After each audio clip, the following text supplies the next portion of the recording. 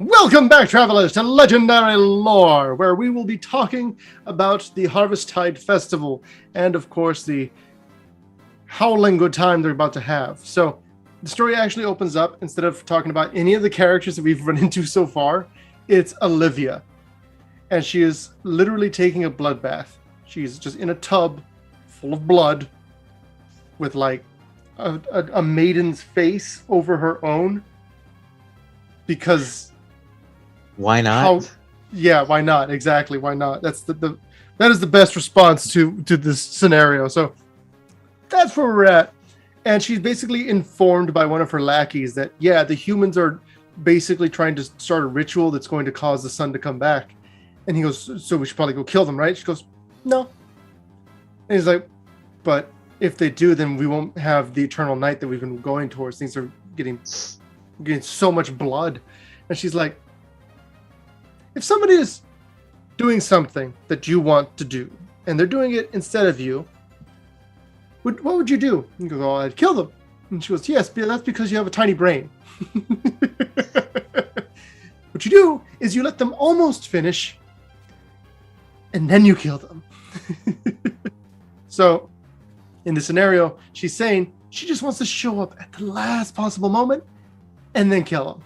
Because that's Olivia's version of it's the hero thing, showing up in the nick of time. Yeah, exactly. It's the exact opposite.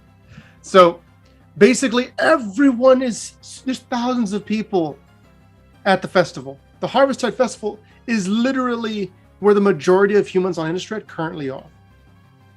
And like they have like, you know how at most like parties and stuff, these big festivals, circuses and things like that, you'll have like face painting and you'll have people that like do like balloon animals and stuff like that. Mm-hmm. Well, it's basically the same thing here. They have face painting, they have mask making, they have pumpkin carvers that will enchant the lantern to float, and they give that to children. Like they'll ask a kid, okay, what do you want on your pumpkin? And they'll be like, oh, I want this or I want that. Like one kid's like, I want a sun, and they're like, okay. So they make a little sun, carve it into the pumpkin, and they put a candle inside, give it to them, and it floats. And then they're like, I want the symbol of Avacyn, and they're like, okay, well here you go, stuff like that. Like, okay, and so, here you go, you heretic. And the Celestis is there. The Celestis has been like cleaned up, it's been polished, and it's ready to go. And there's like all the witches are around it. They're already doing some like rituals around it to keep it going, right? We saw already with Lenore that there's just a ton of people here, so that's where we're at this point in the story. And then you have Arlen, and it's kind of crazy because we have this really bright, sunny, hopeful area. Mm-hmm. And it says that maybe it was all the apples, maybe the spices, the pumpkins, or maybe this was scent of thousands of humans gathering to stare down their deaths. The pumpkin spice. Whatever the case was, Arlen did not smell them coming. So the first thing she hears are the fearful screams of children gathered to see them, all these things happening. Shaman wolves attacking. Shouts of it isn't safe here. Everyone basically realizing, oh no, we're going to die because there's werewolves everywhere. And so this story, I feel, is one of the weaker ones, mainly because it's just getting to that point. Everything else, there's been a lot of like, it feels like it's moving somewhere, but this one, it's more about just giving everybody a chance to shine in this fight. Chandra's throwing her fire. Teferi's warping some of the guys to make them like teleport back a few steps. So they're just out of step. And Cathar is able to do what they need to do.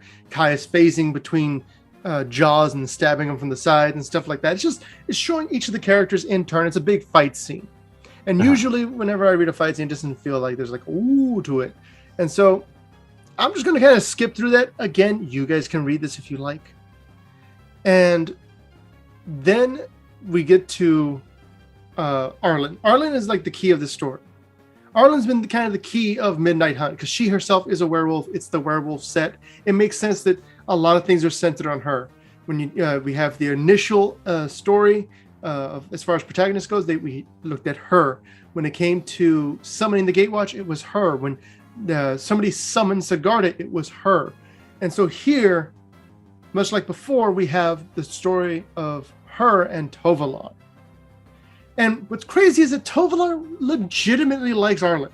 Like, he actually is fond of her. She's just a little pup to him. And she is lost, and she needs to just realize that she's a monster and embrace that. Right? Mm-hmm.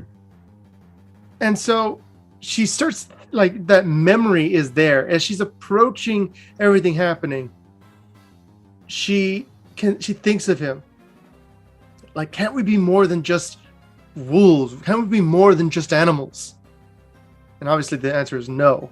And even here, she says, Tovolar, call this off. And he just looks at her and shakes his head and says, no. That ain't me. And she has a mace in her hand. She has a weapon. She is just pounding away at werewolves that are coming at her. She does not care. And the sun is coming down. None of the werewolves are... Okay, some of the werewolves have already shifted, but the majority of them are still people. They're just extremely violent and brutal people that are just tearing into people. So the sun is slowly sinking. And Cathars slice at the throats of lycanthropes. Witches shelter the outliers. Armored raiders stand tall in the face of opposition. Chandra's fire is literally casting everything in an amber glow. But sundown still comes. And Tovolar tells her, there's still time to join me. You don't have to die alongside these humans. You can join us. And he takes no weapon. Like, he doesn't even recognize that she has a weapon in her hand. He's just offering her his hand, basically. His paw, if you will. And she just smacks him in the side of the head with the mace. She says, why would I ever want to join you? And he says, you did once. And that was your place. And he pushes back against the mace. And she's like, whoa, wait, you're really strong. And she says, you don't get to decide my place. It's mine. I decide the place. And then he looks, he points at all the people. They only like you because they think you're like them, but I know you aren't. She says, you don't know me. And it's just like, this is it is a trope of... It's a cliche story, but it sounds pretty cool. It is cool. It's cool because it's werewolves. Yeah. But like, it's the trope of, this is my gang. And the gang is trying to, like, the gang leader is very fond of me and believes that I'm meant to be a part of this gang. That's what this is the trope. But it's being played in such a way that it's really cool because it's not simply a question of, am I going to a life of crime or am I going to try and be an upstanding citizen? It's my inner nature. What side of myself is it that I am truly going to choose to be? And that's really what Arlen's whole struggle has been. And obviously when she's a planeswalk to another place, she's stuck in whatever form she chose. So that doesn't really count in that scenario. But when it comes to Innistrad, her home, where she belongs, she has this constant dichotomy there. Mm-hmm. And she says, you can still call this off. There's still time. And he's like, you're joking. And he's got blood like spilling out of his mouth from getting smacked in the head. And she goes, I'm not calling off. Let us finish the ritual. You have the night. Let the humans have the day. And he goes, and how do you think they would respond to us pulling back? She goes, they'd be alive. That's what matters. And he's like, see how far that gets you? Your wolves know the truth. It's us versus them. It always has been. And she, like, the moon is like, the sun is basically down at this point. The moon is like just coming up. So she can feel the pull on her. She can feel the call of the wild, basically. And she bashes her forehead into his nose. And she starts punching him. And there's a ripple that flows across his body. Because time is running out. Just like she's feeling it, he's feeling it. His teeth grow longer and longer. His grin begins to turn into a muzzle. It's like, this is getting too bad. And then Chandra calls out, we need help. And it's like, the Celestis is still in the background. The witches are still over there. They're still working. They still have a chance. They just have to hold off this unrelenting horde. And he tells her, "You're a wolf, Arlen, no matter how hard you keep trying to pretend." And she says, "I never said I wasn't." And now he's on her, and he's clawing at her and biting at her. And he says, "Then show me." And he stands up, and there's a scar across his chest.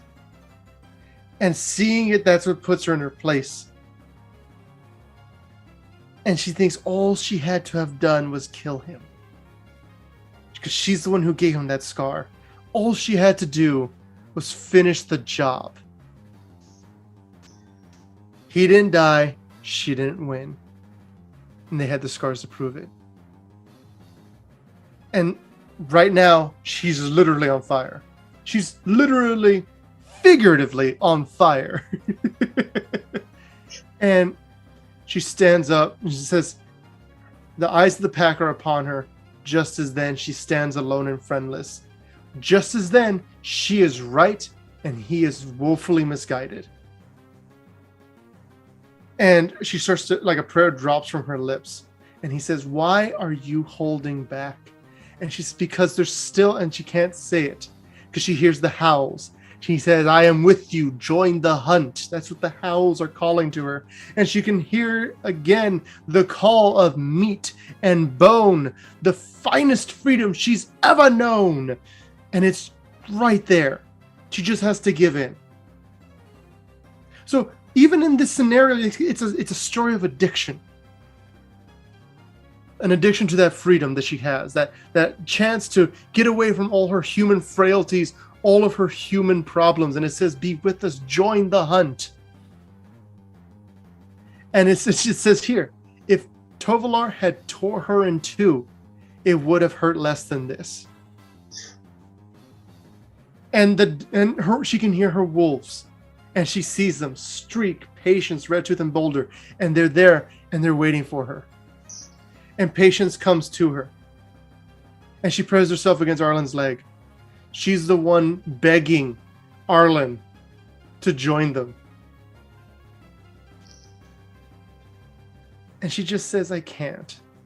And the moment she says that, Boulder, one of her own wolves, rams into her. And he says, Tovolar tells her, "We settle this right, or you die here. Show us the real Arlen. We all want to see her." And he says, "Is that what you want? Then I'll give it to you." And it's not because he asked for it, and it's not because her wolves are desperate to see it. It's not because she wants to prove something, but because in some way she knows that he's right. They are wolves. And she sees now it was only ever going to end like this: in blood, fang, and claw. The sun is gone. Day is night. Arlen Cord changes with it. And that is the end of this story. There's a lot of talking, but it was really good. Yes, this is why I said this one wasn't as like, I did not like it as much as the other ones, but for what it had, it was very much important to the story. It's important to Arlen's arc as far as what's happening in the story. There's a lot of other extra stuff and trappings. That's why I skipped the majority of the first half of the story, which was just fighting and her getting to Tovolar, because what actually mattered was the Tovolar segment. Thank you guys so much for watching. We're going to go ahead and catch you guys next time with some more legendary lore. Go ahead and like if you like the video and subscribe to catch our next story.